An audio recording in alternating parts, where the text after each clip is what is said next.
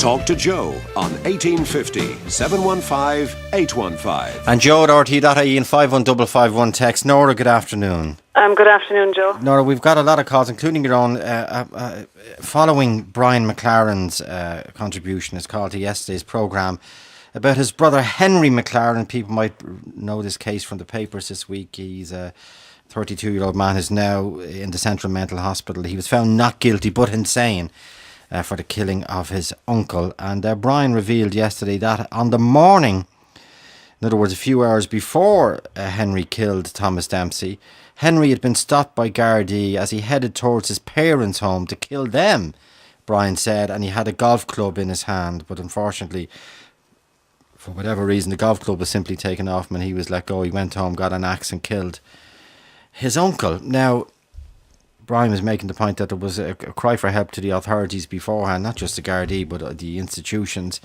Your husband tragically died by suicide. Yes, he did, Joe, last September. Tragically, we had the same story. I mean, trying to access help for my husband, and we received none from the mental health services or GPs in Ireland. And when did you know he was unwell? In mid to late 2005, I noticed extreme changes with him. I went to my GP looking for help for him, and after about 5 minutes into the conversation, I was told that I should contact a solicitor, that I was in the wrong place. I mean, this shocked me. So, what does that mean? What did that mean? Well, that obviously the GP, they don't want to deal with it. They want to wash their hands of it, and they don't want to deal with the situation. It's just leave get on with your own life. And if you can't, my husband's symptoms were fairly severe, and they were very difficult to live with. And obviously, my husband was suffering terribly, and he needed help. And what was he suffering from, Nora? It was depression. And how did he show that? From reclusing from the family, going into a room on his own, not communicating with the families, totally not inability to sleep, suffering from chronic insomnia, sweating, paranoia. He was manic. He was getting highs and lows in the end because I do believe that he went into a breakdown, and because of the lack of that we could not get treatment, that it progressed, and he was very manic in the end, extremely. Yeah. So did you approach the mental health services? I did. Because the HSE are running ads at the moment. Your mental health is really important. Well, Talk I to somebody. spoke about those ads on the day of my husband's inquest. I did write a piece to the coroner, and I did state that when I hear those ads on the television, I feel like pulling the television off the wall. Okay, well, tell me that. I didn't know that. Tell me what you said on the day of the inquest. Well, the day of the inquest, I had recommendations made out because I felt that my husband was left die, that me and my children were abandoned. We watched my husband die, and that it had been a terrible, lonely road for me and my sons. And that one thing I said to the coroner that will haunt us forever is the fact that we had to watch my husband suffering, and he was in terrible pain. And I did say to the coroner that people talk about dealing with a terminal illness such as cancer, but the effects of my husband's illness was much worse, and was one of the most awfulest and it was unimaginable, and I don't think any words can describe what he endured. Now, I did state to the coroner that when I first noticed the psychological, physical and emotional behavioural changes in my husband, I immediately went to a GP. No help was offered. The HSE say go to your GP. Sorry? The ads say go to your GP. Oh, they do, of course. Sure, I've had 2 years of experience with GPs, as has the rest of the country who are in similar situations to myself. And I went to the mental health hospital in our area, and I got nowhere. They kept repeating to me, we cannot treat your husband unless he wants treatment. But like I stated to the psychiatrist and to the clinical director, my husband was in an irrational frame of mind. How could my husband seek treatment when he was so unwell?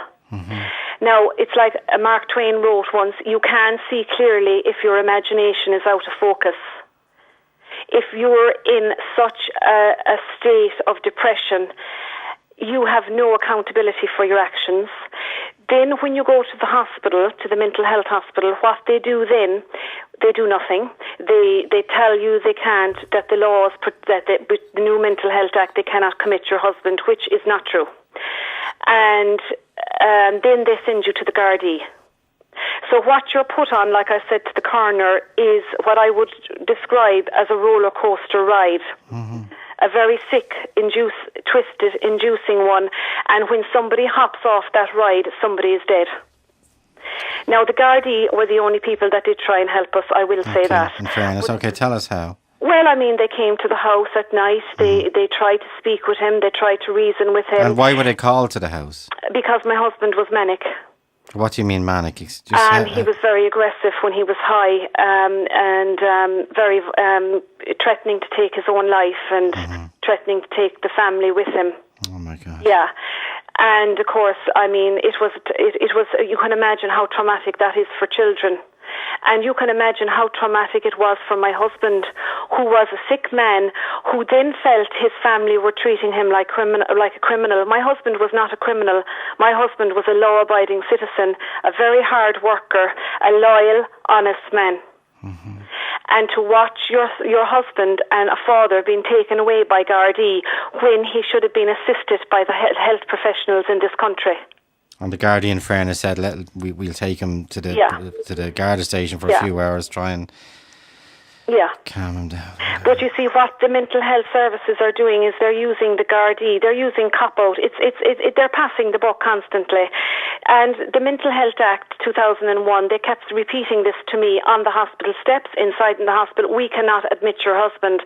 But then when my husband died, I got on to Dáil Éireann, and the first thing I said is, I want the law to be changed. And they said, why?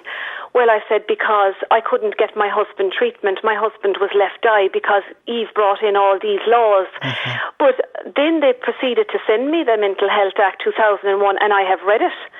And it states clearly in the Mental Health Act in Section 3, a definition of mental illness, which clearly defined my husband. And it states very clearly in Section 4 how a decision is made to admit a person involuntarily into hospital. And I did have a legal right to admit my husband. They're using these as cop-outs. They're not performing their job and their duty of care to the people in this country, to the citizens. We are entitled now to answers as to why my husband was not involuntarily admitted to hospital to save his life. I did state to the services in this country my husband was suicidal. My children stated it. We went to GPs. We were at Garda stations day and night. No, how did your children know? Sorry? How did your children know their father? Because my husband sat in front of my children, crying his eyes out, begging us to help him. And he told us he was going to take his own life. Oh my God. What age are your boys? 19-year-old. I have a second-year law student in Dublin, a 16-year-old and a 12-year-old.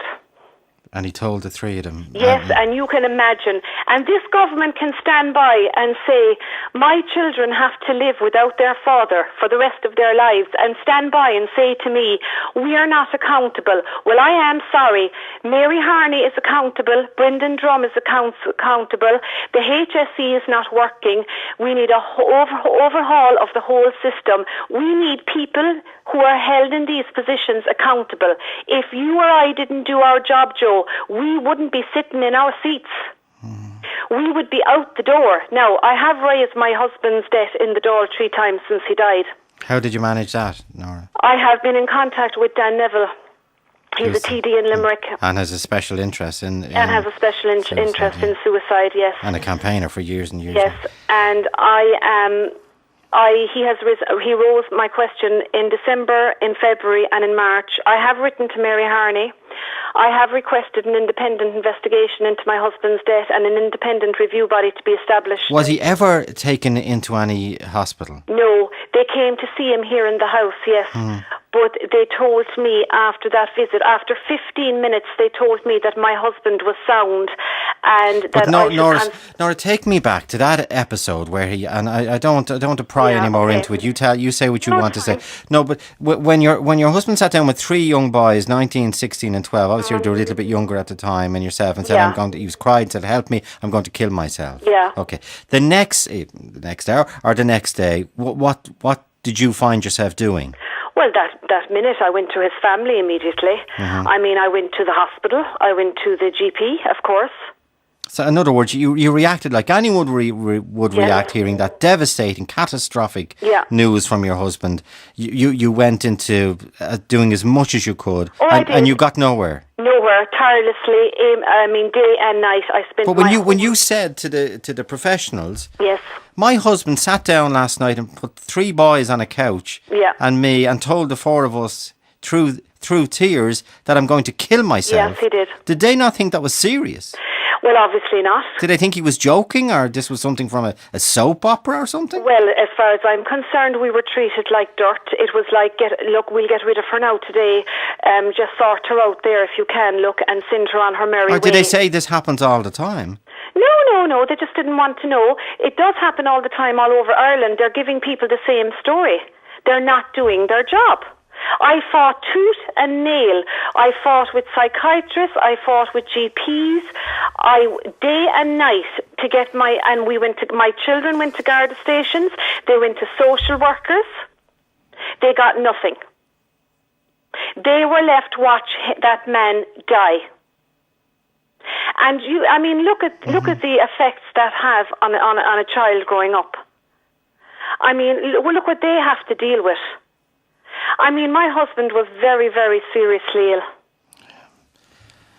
And I presume we were being laughed at. I mean, I don't know. I mean, I can never be responsible. I can never take into account what they did to us.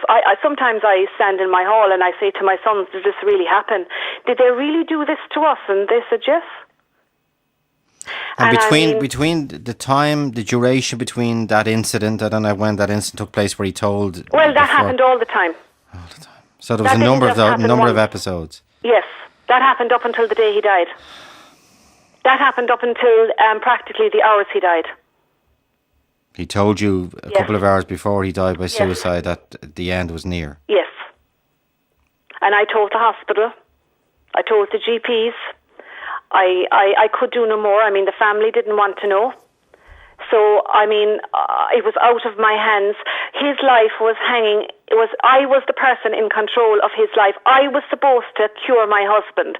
But Joe, if you get a heart attack or you get a stroke or cancer and you go to the doors of hospitals in this country, you're left in.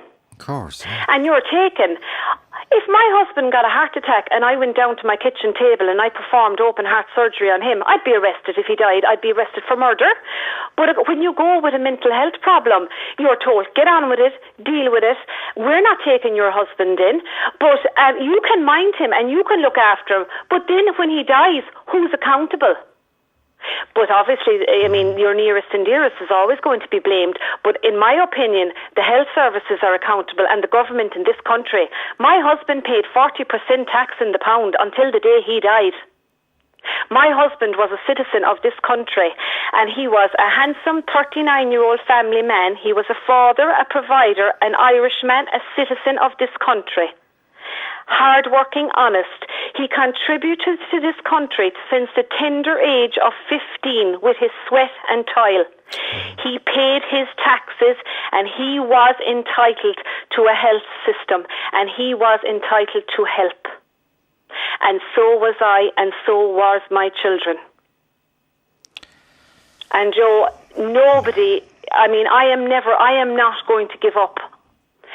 I am not going to give up on a human rights issue. I am not going to give up on justice for my husband. My sons want answers. My sons want justice for their father's death. My son has to make his confirmation on Wednesday with no father. My husband loved that boy so much. He loved every one of us so much. Everything he had, he gave to me and his family. He loved his home. You should see the home we built together. I brought the services out to my home in August before my husband died. And I brought that woman out from the hospital and I said, you look at my home. You look at what my husband built. My husband is telling me he's not going to be around much longer. Who is going to help me? Oh, we've made an appointment for him, Noreen. If he doesn't turn up, there is nothing we can do. So I said, am I supposed to bury my husband? So book a place at a cemetery, book the church. Because I'm not psychic. I didn't need a degree to know that my husband was seriously ill. Neither did my children. I knew. We don't go around, with placards on our back stating we are living in hell. My husband didn't go around with a sign on his forehead saying, I'm feeling down, I'm suffering from depression. And I can say I am, because this country is still living in denial. This country is still full of the secrets that are in our past. This country, I'm ashamed to say I'm ill, but if my husband had cancer, he wouldn't be ashamed to tell his neighbour I have cancer. He wouldn't be ashamed to go out and tell his friends at work, I have diabetes, would he? But the huge stigma in this country that's attached to mental illness and depression has to be lifted. The veil of silence has to be taken away. We have to now deal with the reality and never forget those listening today.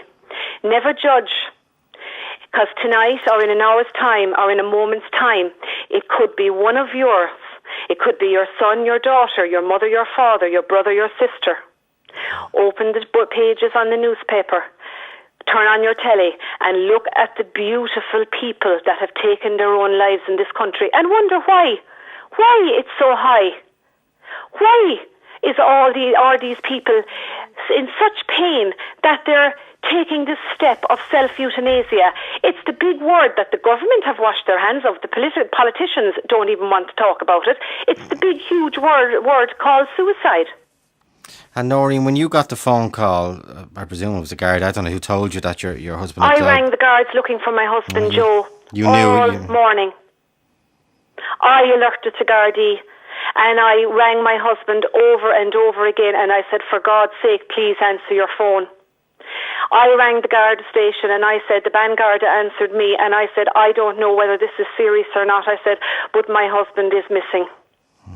And I said, I fear he has taken his life. Now, they did find him. My call was going into the Garda station when they got an alert of a car.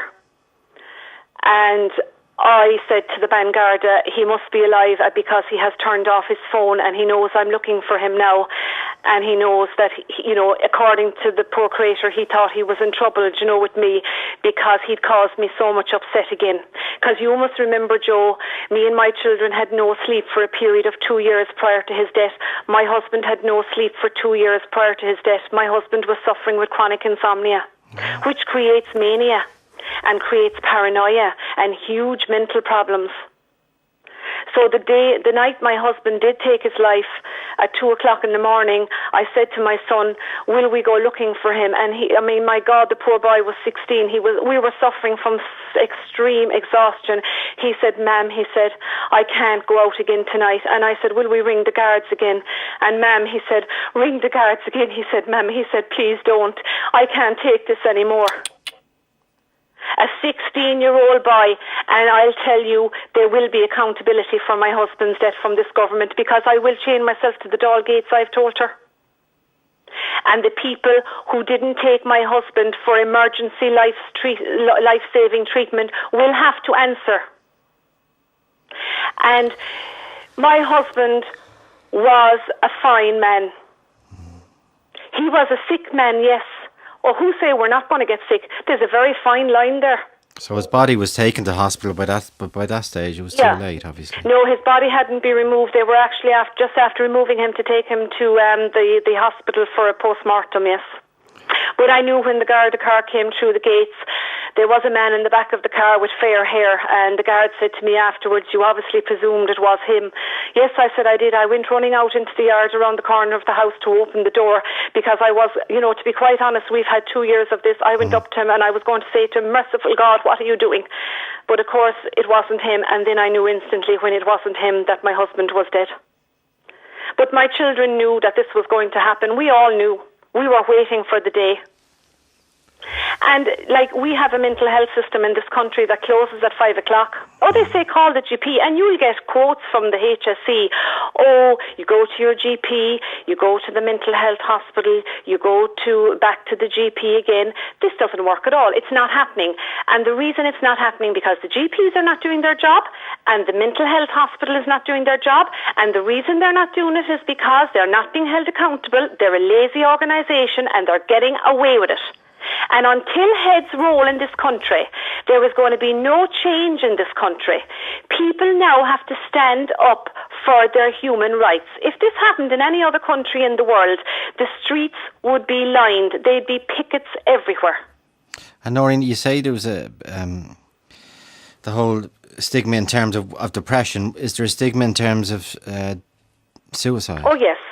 Oh, of course. I mean, people pass me. I mean, his family passes me all the time. I take no notice of that. I mean, we're not responsible for other people's consciences. We all have to live with our own.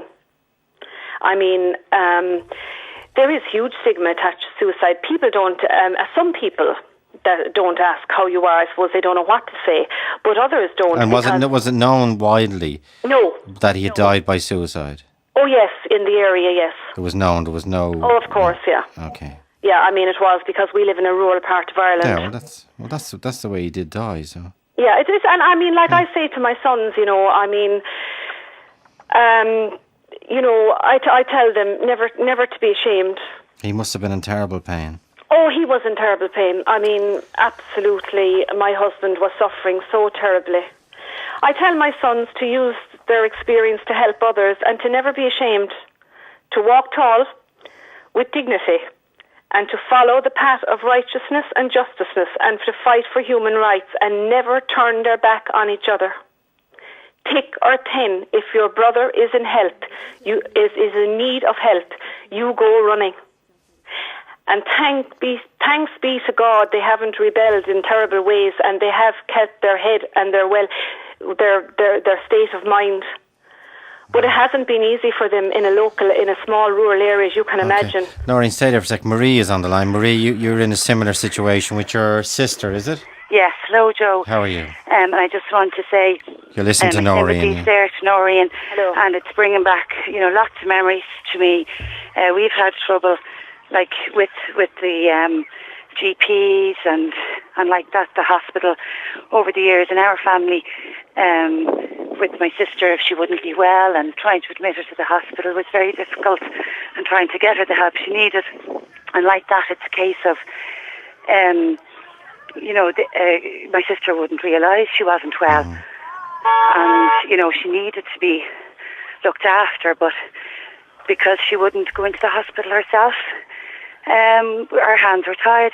I went to the GPs, and of course they said sorry. Didn't want to know, or you couldn't get committed. Couldn't get her. You couldn't committed. You couldn't convince the professionals to admit her. No. Now she has been in hospital over the years, so there was a record there even that her health wouldn't be great.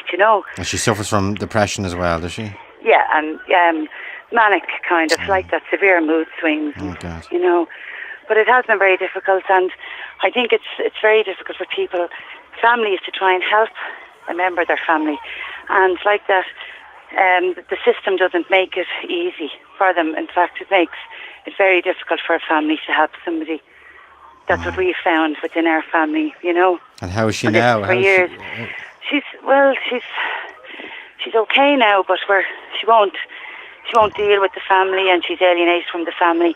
And even like that now, she's been in hospital and she's been discharged with nowhere to go. And, and they give her a number for a hospital to go to. And, it's fair. There's no support systems in place. But as I say, Noreen is talking about these really confident, and they're well made, and why wouldn't they be? HSE ad saying your mental health is so important. Noreen said she feels like pulling the TV off the wall when she sees them. I totally agree with her, so do I, because I've knocked on the door of, for my sister, on behalf of my sister, and for another member of my family, and very little help there. You're constantly, it's a struggle trying to get help, Okay.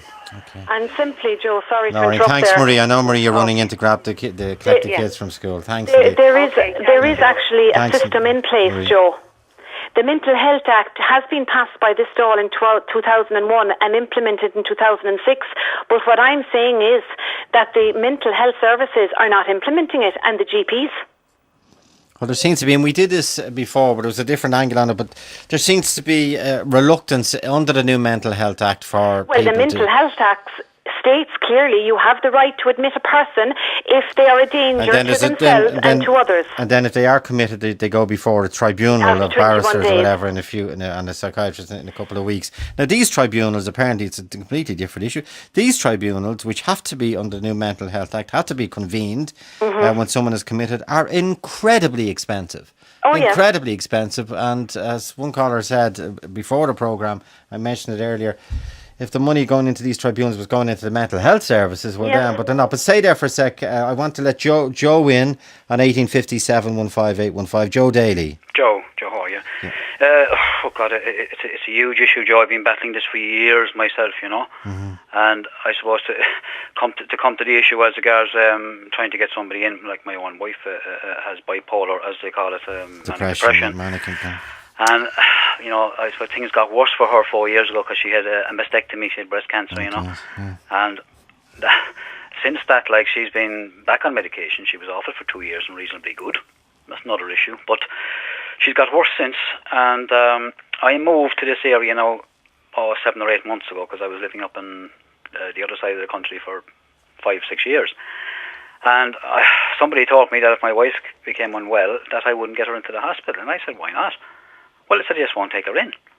So I discovered that when my wife did become unwell again, and severely unwell, very difficult to manage, extremely dangerous for herself, and difficult for me to cope with. I suppose I was after accumulating so much stress over the last number of years, Joe. I said, look, I've been used to this, battling with these people, and I said, I'm not going to give in, I'm not going away. So I went to the media straight away, a newspaper, and that was something they didn't like because they were trying to get me to stop going to the newspaper, actually. You know, they wanted to call a meeting. So I had a meeting with them, but I let the newspaper go ahead. I was that determined. Then I went to a radio programme, and the following week I went on a hunger strike for 48 hours. A hunger and thirst strike, I should say. And this was to try and get your wife committed to a facility. Well, after the time she was on I was on the newspaper, Joe, they took her in then, and reluctantly. And believe me, she was in the medical hospital for 2 days because she had a high temperature, to see, and you know, because of the drug she's on as well, and she had a serious side effect 7 years ago, which I told the GP about, and of course, naturally, she wanted her to get into the medical unit because it would have been dangerous for her anyway, physically.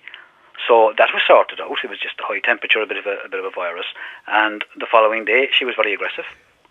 And they contacted the psychiatric unit, which is only a stone throw away from the medical unit. They wouldn't take her in. And where is she now, Joe? She's in hospital for the last 4 months, Joe. Okay, and was she committed involuntarily? No, she was voluntarily going in, but in the last month or so now, they have actually made her involuntary themselves when she became unmanageable. So I'm outside on my own, she becomes unmanageable, danger to herself, danger, and you know, probably dangerous for me because I'm so stressed. And I couldn't even get her in, even at times when she wanted to go involuntarily.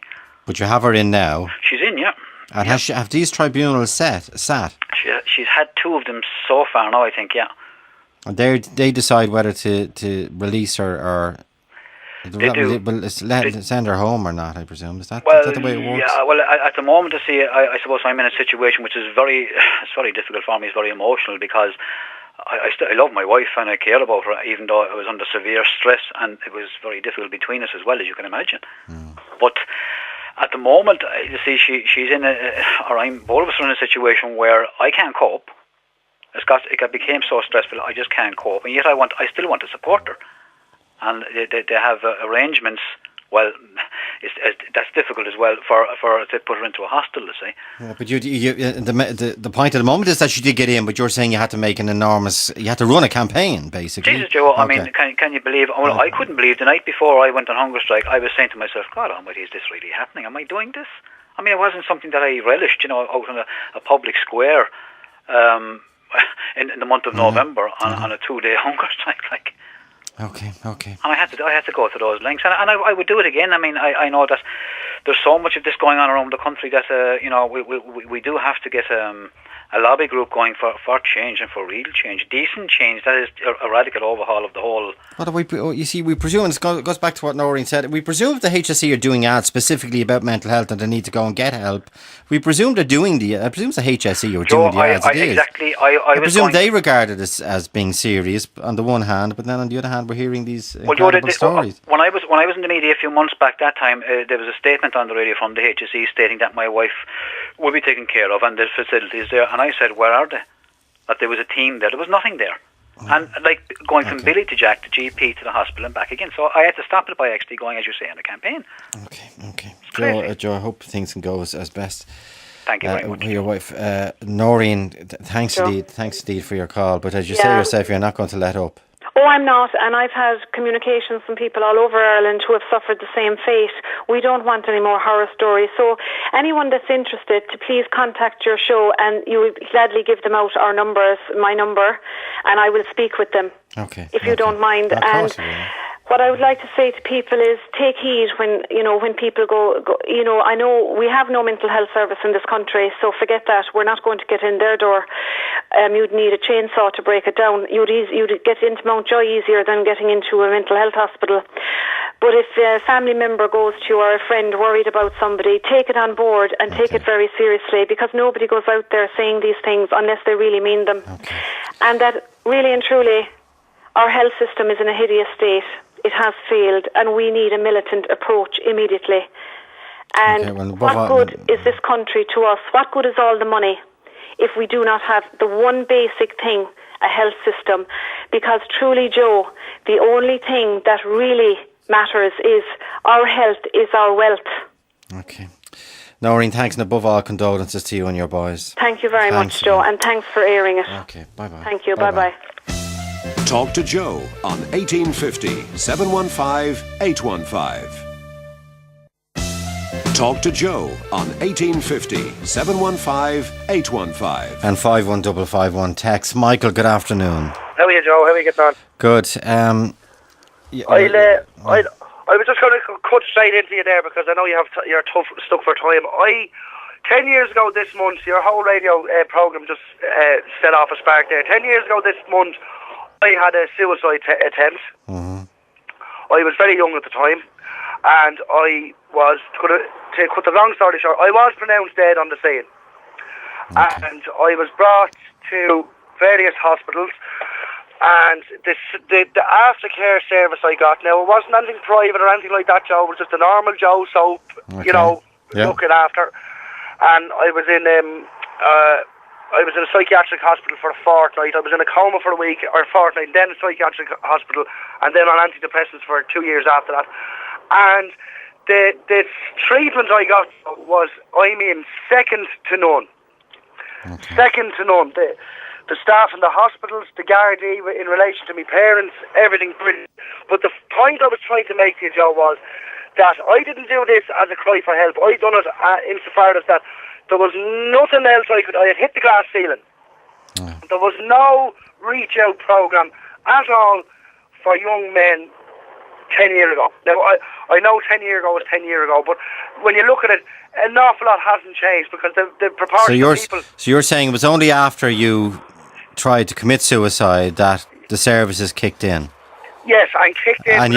And it sounds like you were lucky. If you were pronounced dead at the scene, it sounds like you were extraordinarily lucky to survive. And there's absolutely no exaggeration. I've no reason to. That is what happened. And I had no. I was in a bubble. There was nothing there for me, and it was the only logical way out of everything was suicide. And to cut a long story short, because the shoe has been on both for me now, so I have the inside track, if you know what I mean. Yeah. That when you're in that frame of mind, and I've from the counsellors and that, I've learned that there is no, you're completely disconnected. That is the only way forward. It's the most logical thing to do is what you do, is the suicide. And the fact was, when I was as I said, very young, there was nothing there for me, and it took that for everything to kick in. And I'm on the lower majority and the lucky side that I was, found. And now I'm married, 3 children. I've just signed for a brand new house today. Great, congratulations. And things are fantastic, Joe. But the point is, to any young men that are listening, because I'm still very young myself, that it's uncool, and I'm hand on my heart say it's uncool not to look for help. Do by anybody, your best friend, GPs. I wouldn't slate them, but they have to deal with so many wide variety of people coming in with colds, and then someone hitting them with depression and all that. I don't know whether that's their field. To be fair, that's it's too big of a spectrum for them to cover. And your lesson as well is don't do it the way you did, because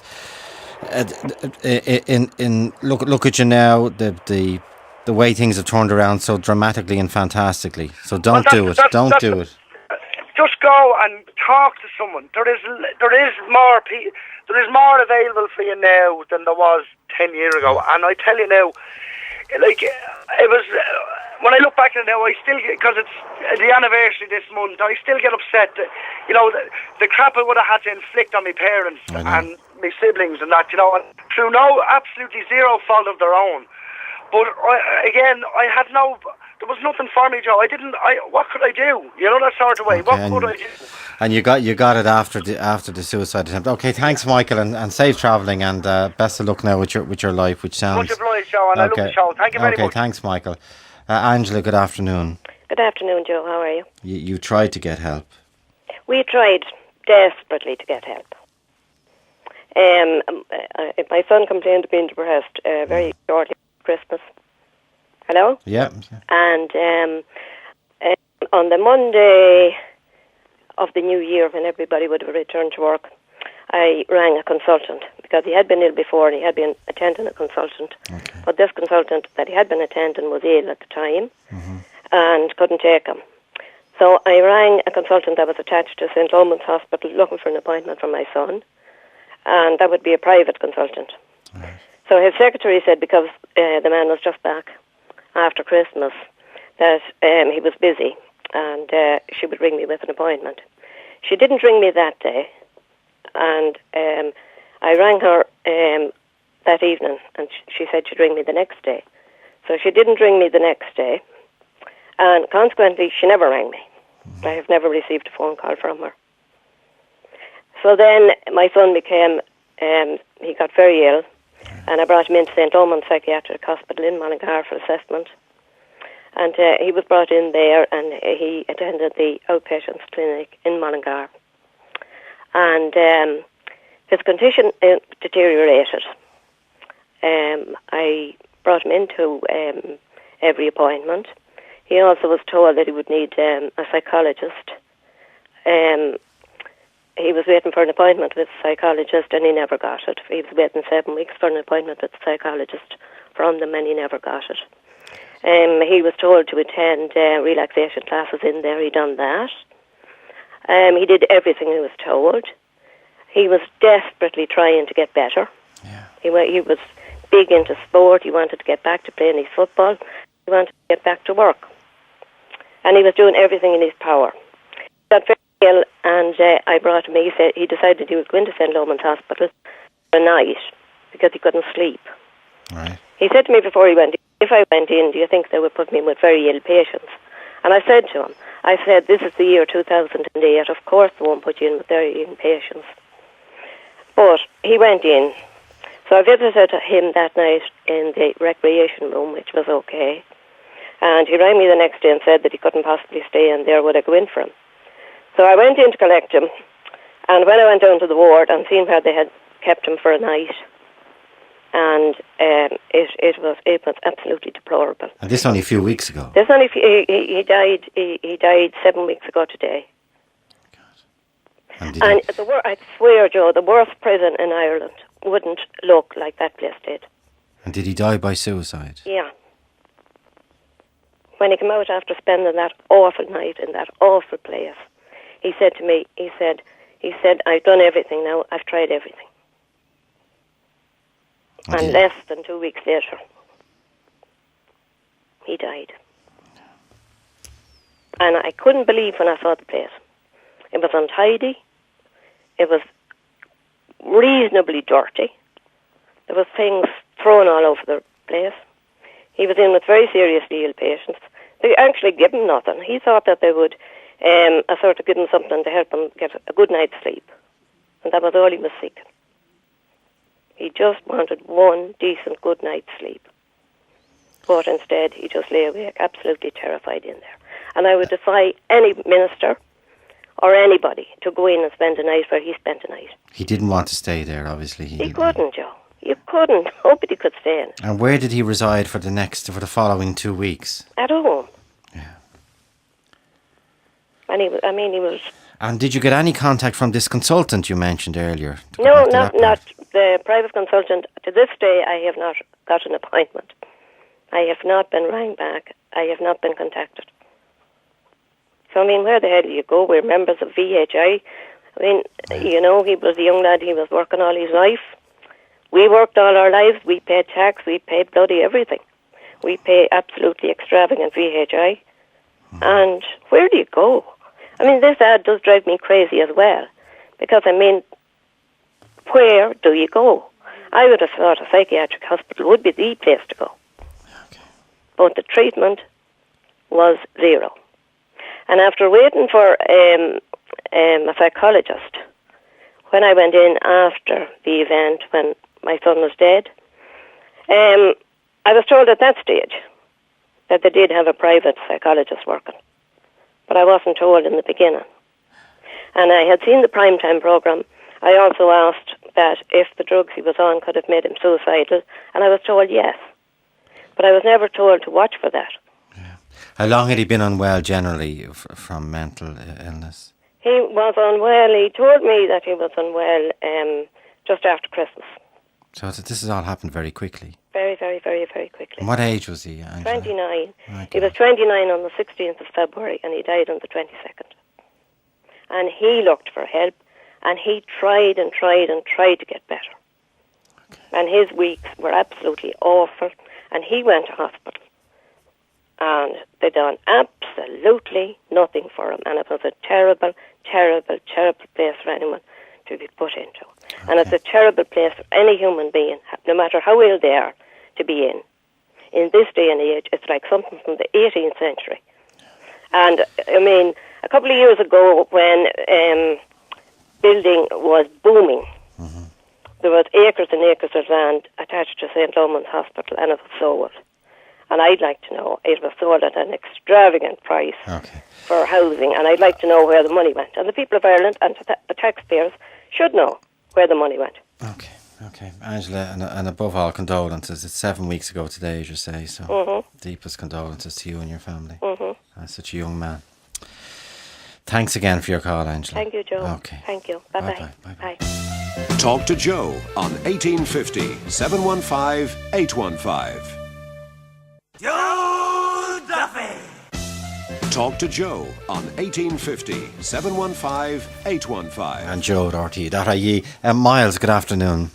Good afternoon, Joe. How are you doing? Good. This theme now that's emerged over the last few days of people looking for help and being unable to get help in the mental health services. Your nephew.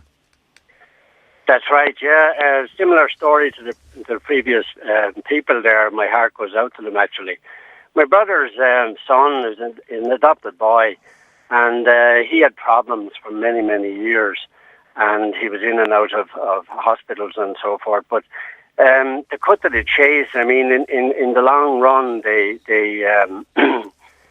they put the whole problem down to alcohol, and we all knew that he was only simply self-medicating.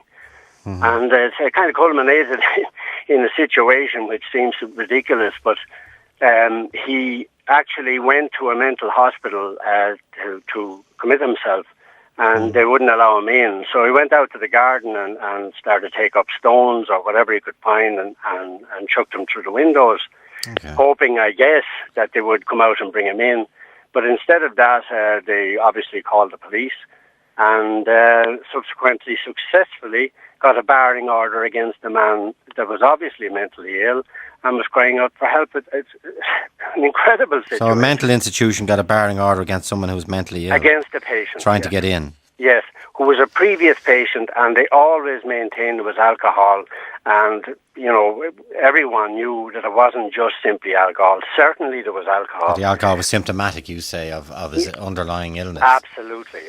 And what happened subsequently? How is he now? He went down to commit suicide. Oh, God.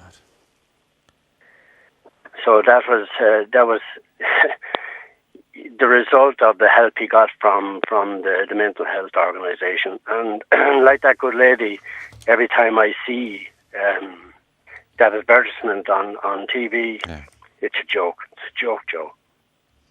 Is Helen still there? I'm still here, yes. How are you, Helen? Hi, Joe. How are you doing? Look, firstly, commiserations to those two people who lost their loved ones. Yeah. My heart goes out to them. Really, really does. I fortunately had a better story. I actually suffer from manic depression, and I've tried to kill myself 3 times. Once I very nearly did it, and I got the last rites and everything, like one of the callers said earlier. And I was lucky enough to have a very good GP, and I live in Dublin. I think that makes a difference to a certain extent. I also had VHI, and as I explained to your researcher earlier on, I thought maybe, listening to the call, that maybe these people didn't have VHI, and they weren't getting, access to proper consultants and stuff like that. But I originally got sent to a public hospital in Dublin, and the service was good, but my family weren't happy with it. And at the time, we didn't have the right cover for me for a particular hospital. So my family decided to take out a loan and get me into a private hospital. And, I'm married now, I have 2 children. I'd never look back. I have my bad days, and I'm on medication for the rest of my life. But you're clear, one, and you say you were lucky, but a good GP can be absolutely brilliant. Absolutely brilliant. Instance of that lady where that GP said, go to the police. That was dereliction of duty. That man should be struck off the register. Well, okay, yeah. He should be struck off the register. There is a neglect of care. That woman's husband was seriously ill. He could have damaged the family, or he obviously damaged himself. And, the police know that, and so is the medical doctor. They do general psychiatry when they're going through medical college. But I just hope the people listening, and especially anyone who is in pain, can hear yourself, and indeed Michael earlier on, both of whom tried to die by suicide, and now say, please go for help, because there is a much better life. My sister got committed as well. She has another bad illness as well, a mental health illness, and she is fine again on medication. Yeah. But again, I would say to you, it costs. Like, I have to spend a fortune on medication every month. My consultants, because I go to a private consultant, it's €80, and it's €80 for medication every month. So it's not cheap. And that's the issue I would have with Mary Harney. Why aren't these facilities available to everybody? And just one last thing. Having been, I do go to hospital, not regularly, but once every few years I might go, I might stop taking the medication, which unfortunately people with manic depression sometimes do. They think, we're grand now, we just stop taking it. And, you get to talk to other patients who have similar problems to yourself, and they come from other hospitals, and you hear their stories and you go, oh, you poor thing, that you have to put up with that. Yeah. And somebody... somebody advised their family, look, get them into a good hospital. That's what it's all about. I was lucky. My heart goes out to those people. Okay. It really, it's an absolute disgrace. Okay, thanks, Helen, and thanks, Miles, as well before that. Thanks to you both. Back after this. Talk to Joe on 1850 715 815. Joe Duffy! Talk to Joe on 1850 715 815. Antoinette, I'm sorry for holding you. Good afternoon. Hi, Joe.